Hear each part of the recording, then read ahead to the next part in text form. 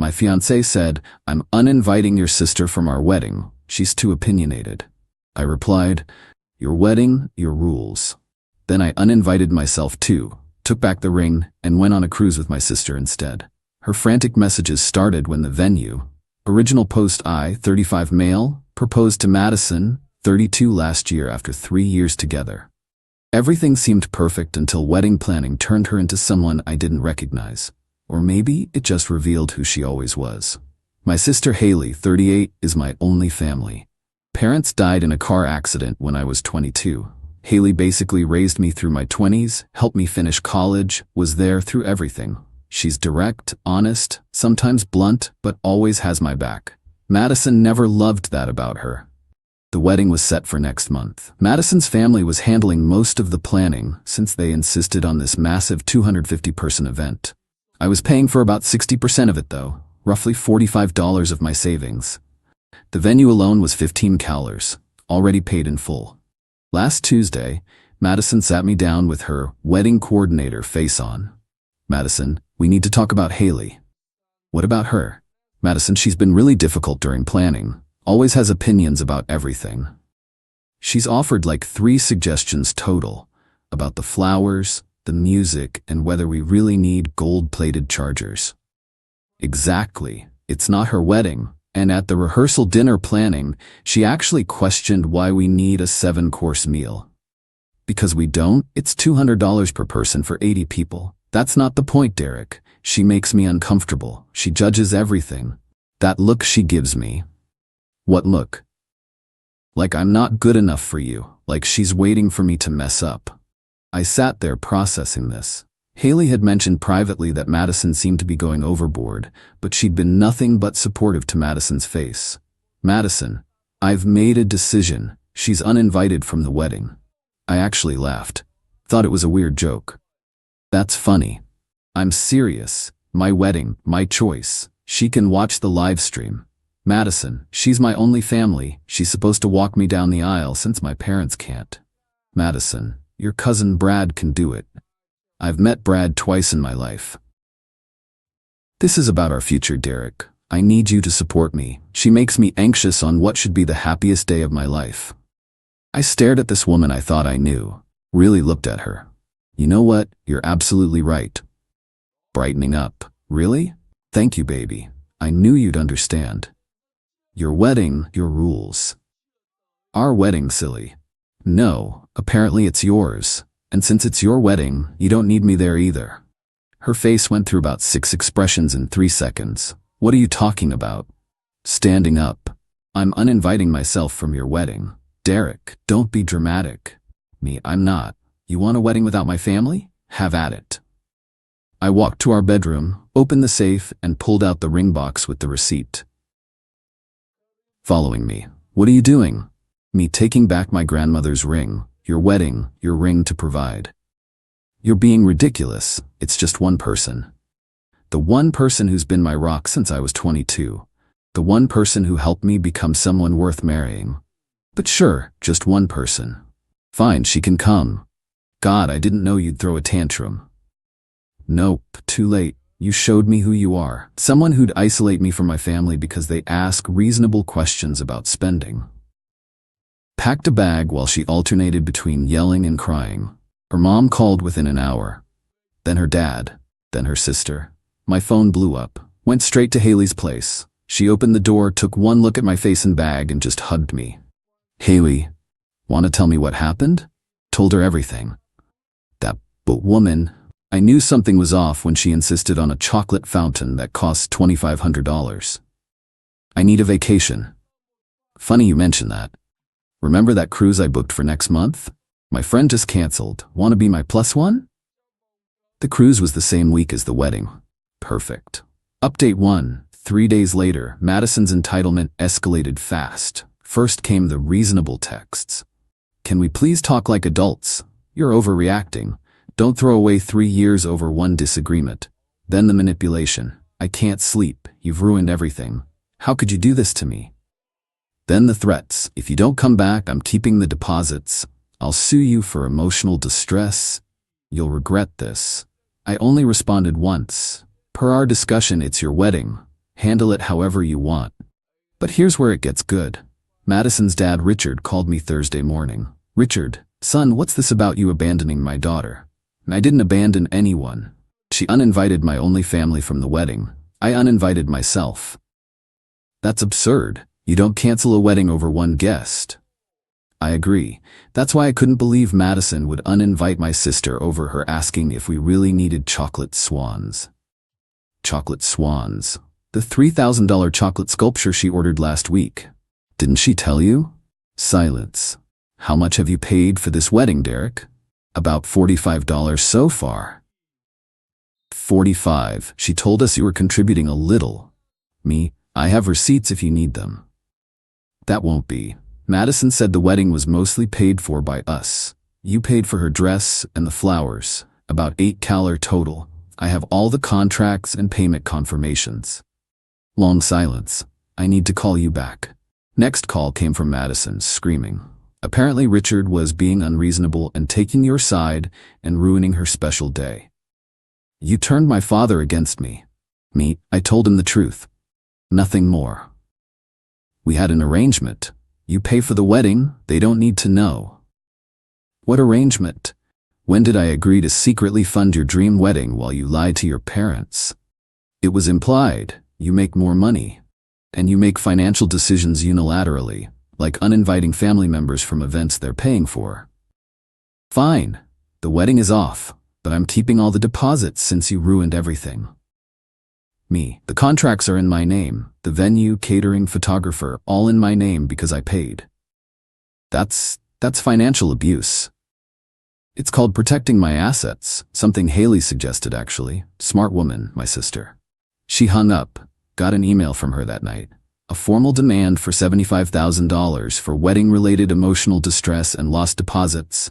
Yeah, she wanted me to pay her for the privilege of being dumped. Forwarded it to my lawyer buddy. He laughed for 5 straight minutes. Update 2, 1 week later. The entitlement went nuclear. Madison changed the narrative on social media. According to her posts, I was a narcissistic abuser who isolated her from her support system and controlled her with money. She claimed I canceled the wedding because she stood up to my toxic sister's bullying. The comments were split. Her friends rallied around her. Mutual friends who knew Haley were confused. Then Madison made a critical error. She posted, "After everything I sacrificed for him, Derek refuses to even cover the deposits for the wedding he insisted on." Haley commented, "The wedding with the $3,000 chocolate sculpture? The one where you uninvited his only family? That wedding?" Madison deleted it, but screenshots were already circulating. Her mom, Patricia, called next. "Patricia, Derek, we need to discuss the financial situation." Me, "There's nothing to discuss." Madison says you're refusing to pay the vendors. Me, "I'm canceling the contracts that are in my name. She's welcome to rebook them herself. But the deposits are being returned to me minus cancellation fees. Most vendors have been understanding given the circumstances." Understanding? I explained the bride uninvited my only family and I'm no longer getting married. Several offered partial refunds out of sympathy. That's private family business. Me, so was the $45 I spent apparently. Then came the twist. Madison showed up at my office Thursday. Security called up and I reluctantly agreed to meet her in the lobby. She looked rough, hair unwashed, no makeup, yoga pants. The Madison I knew would never leave the house like this. Madison, "Derek, please, I'm sorry about Haley. She can come. She can be in the wedding party." Me, "There is no wedding." "Don't say that. We can fix this." "You told your parents I was financially abusing you." "I was hurt. I didn't mean it." "You demanded $75,000 for emotional distress." "I was angry." "Please, the venue won't refund without your signature. It's $15,000. "I know. I already got the refund, minus the $2,000 cancellation fee." Her face went pale. You got the money?" "Yesterday, the venue was very understanding when I explained the situation." Madison, "But that was our money."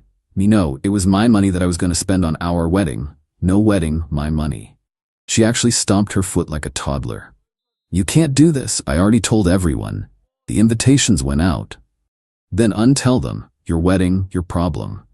Security started approaching. Madison grabbed my arm. I'll sue you. Breach of promise. You proposed. And you accepted. Then you uninvited my family. Contract void due to your breach of the implied covenant of good faith. My lawyer buddy prepped me for that line. Her face was priceless. Madison, I hate you. Me. Okay. Security escorted her out. She screamed the whole way about true love and second chances. Update 3. 2 weeks later, the extinction burst, yes, I learned the term, was spectacular. Madison tried everything. 1. Sent her brother Trent to talk sense into me. Trent basically threatened to kick my ass if I didn't man up. I recorded the whole thing and sent it to my lawyer. Trent backpedaled real quick when he got a cease and desist letter. 2. Created fake Instagram accounts to message me about karma and how I'd die alone. Haley responded to each one with vacation cruise brochures and looks fun, we'll think of you. 3. Tried to get me fired by calling my company claiming I was emotionally unstable and threatening self-harm. HR did a welfare check, found me planning cruise excursions with Haley during lunch and flagged Madison's number as harassment. 4. The masterpiece. She white-dressed showed up at my apartment at 2 a.m. Sunday, drunk with her friend Ashley. Rang the doorbell non-stop. Building security camera caught everything. Madison slurring, Derek, open up, we need closure. Ashley, this is so romantic like a movie. I'm taking him back. He needs forgiveness. You're so generous. Cops arrived. Madison tried to claim she lived there. Cops asked for ID. Address didn't match. She then claimed we were basically married, so it was her home too. Cops were not impressed. Got a call at 3 a.m. from the station. Did I want to press charges for harassment? Has she learned her lesson? I asked. She's demanding we arrest you for theft of wedding deposits, the officer said, sounding tired. Then no, she hasn't. Yes, I'd like to press charges. Madison spent the night in holding. Richard bailed her out Monday morning and called me immediately. Richard, was that necessary? Was showing up drunk at 2 a.m. necessary? She's heartbroken. She's harassing me. This is the 4th incident in 2 weeks. 4th? Sent him the cease and desist letter his son got, the HR complaint, and the Instagram harassment screenshots. Jesus Christ. I had no idea. She needs help, Richard. Professional help. I'm starting to see that. The money thing still bothers me. Want to know what bothers me? She told me you were poor. That's why I needed to pay, that your business was failing. What? I own 16 furniture stores. I know that now. She said you were too proud to admit you couldn't afford the wedding. That manipulative? I'm sorry, Derek. I really am. Me too. The restraining order was approved Thursday. Madison is not allowed within 500 feet of me, my workplace, or my residence. Update 4. The cruise week, would-be wedding week. Haley and I left for the cruise 3 days before the would-be wedding date. Turned off my phone, left it in the cabin safe, and just breathed. The first 2 days were perfect. Sun, ocean, unlimited shrimp cocktail. Haley and I did dorky tourist things. Towel animals, formal night photos, trivia contests. She won a ship trophy for naming the most Hitchcock films. I killed it at pool volleyball. Day 3, Haley's phone exploded. She'd forgotten to turn off notifications. Haley, you need to see this. Madison had gone ahead with the wedding. Yeah, you read that right. Without a groom, without a venue, without catering. She showed up at her parents' house in her wedding dress, claimed I was running late, and had a complete breakdown when guests started realizing there was no actual wedding. Her cousin live-streamed parts of it. Madison in her dress, insisting everyone wait for me. Patricia trying to explain to 150 confused guests. Richard on the phone with the venue confirming it was canceled weeks ago. Madison screaming that I stole her wedding. The moment she admitted she uninvited Haley and I left her. Her uncle saying, "So you're telling me Derek paid for everything and you uninvited his sister?" Madison throwing her bouquet at him. The live stream went semi-viral in our city. Someone added commentary like a sports broadcaster, and Madison steps up to the altar alone, bold strategy cotton, let's see if it pays off. The crowd is confused, looking around for the groom who's currently on a cruise ship. Oh, Uncle Robert with the truth bomb. Madison's defense crumbles. Haley and I watched it from the ship's bar. The bartender saw us laughing and asked what was funny. Haley showed him. He comped our drinks and said, "That man dodged a torpedo." But the best part? Madison's friend Ashley posted in the comments. For everyone asking, yes, she really thought he'd show up. She said he'd never miss it because he loved her too much. She made us all wait 2 hours. Someone replied, "Girl, he's literally on a boat." We know that now. The ship's internet was sketchy, but I managed to check my email once. 17 messages from Madison's family and friends. Didn't read them. Did see one from Richard though. "Derek, I'm appalled. She needs professional help. I've insisted on therapy or she's cut off financially. Your lawyer has my contact info for anything you need. Enjoy your vacation. You deserve it." Final update. 2 months later, life's been quiet, peaceful, drama-free. Madison tried one more stunt about 3 weeks after the cruise, claimed she was pregnant, demanded I do the right thing. I immediately requested a paternity test through my lawyer. She backpedaled so fast she left skid marks, claiming she misunderstood the test results and it was a false positive. There was no test. She was never pregnant. Richard personally apologized again and mentioned Madison's now in intensive therapy. Apparently the therapist's early assessment included terms like narcissistic tendencies and delusional entitlement. He's covering the therapy but cut off her access to money otherwise. She's living with them, working at one of his stores, and has to earn everything herself now. Plot twist. Brad, my cousin who Madison wanted to walk me down the aisle, he messaged me last week. Turns out Madison had been DMing him during our engagement, suggesting they should get to know each other better for family unity. He thought she was hitting on him and was too uncomfortable to say anything. Man, the bullets I dodged could fill a armory. The ring? Sold it. Grandma's ring went to Haley. Grandma would have wanted her to have it anyway since she actually knew her. Used the money from the contemporary setting to take a solo trip to Iceland. Saw the Northern Lights. Met a fellow tourist named Jerome who'd also just escaped a toxic relationship. We bonded over terrible ex stories and good whiskey. No, it's not a romance. Just 2 dudes who became friends over shared trauma and appreciation for geothermal spas. Haley met someone too, actually. One of the guys from the cruise. He was traveling solo after his divorce. They're taking it slow, but he makes her laugh. First time I've seen her really happy in years. The money I saved from the canceled wedding? Invested most of it. The rest went to clearing Haley's student loans. She cried, said I didn't have to. I said neither did she when she spent her 20s raising me instead of living her life. Madison still texts from random numbers occasionally, usually around 1 a.m. Things like, "I miss us," "You were my person," "No one understands me like you did." I don't respond. Just screenshot and forward to my lawyer for the file. The restraining order's still active. Last week, a mutual friend mentioned Madison's been telling people I was the one who got away, and that she learned so much from our relationship. Learned what? That you can't uninvite someone's only family and keep the someone? That took therapy to figure out? But honestly, I'm grateful. Not for the pain or the drama, but for the revelation. Madison showed me exactly who she was in time for me to avoid legal entanglement. Imagine if this happened after marriage. With kids, with shared property. My sister saved me just by existing and asking reasonable questions. Madison couldn't handle someone who wouldn't just nod and go along with her every whim. The mask slipped, and I saw the real person underneath. Worth every penny of those lost deposits. Oh, and that venue that refunded most of my money? They used Madison's breakdown story as a cautionary tale for other brides. The event coordinator told me they now have a policy called the Madison Clause. Both parties must sign off on the guest list to prevent family exclusion drama. The chocolate sculpture company? They sent me a small chocolate sailboat with a note, "Smooth sailing ahead." Class act. Haley framed the restraining order. It hangs in her bathroom. She says it's the best reminder to trust her instincts about people. Me? I'm good.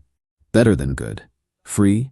I've got my sister, my savings, my sanity, and a lifetime supply of crazy ex stories.